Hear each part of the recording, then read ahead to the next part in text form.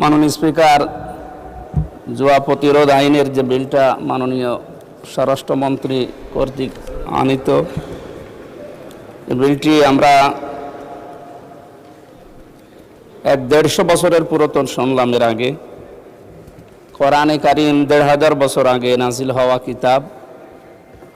এই আয়াতের ভেতরে সূরা মায়েদার 90 নম্বর আয়াতে মাইসির শব্দ দিয়ে আল্লাহ রাব্বুল আলামিন এই জুয়াকে শয়তানের কাজ বলে অভিহিত করেছেন কোরআনে।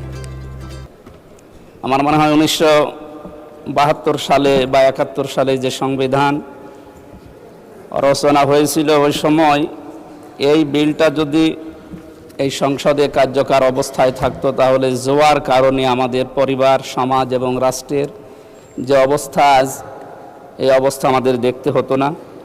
এর পরবর্তী শব্দে আল্লাহ রাব্বুল আলামিন কোরআনের আয়াতের ভেতরে জানিয়েছেন, ইন্নামা ইউরিদুশ শাইতানু আইয়ুকিয়া বাইনাকুমুল আদাওয়াতা ওয়াল বাগদা ইলা আখিরি আয়াত।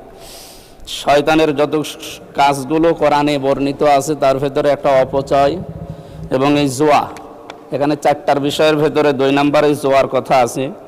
সুতরাং আমরা শয়তানের এই কাজগুলোর দ্বারা তার উদ্দেশ্য হচ্ছে ব্যক্তি, পরিবার এবং সমাজ, রাষ্ট্রের মানুষের ভেতরে অস্থিতিশীল অবস্থা এবং অন্যায় প্রবণতা, বিশেষ করে এখানে 2টা শব্দ দেওয়া আছে, শত্রুতা এবং হিংসা বিদ্বেষ ছড়িয়ে দেওয়া।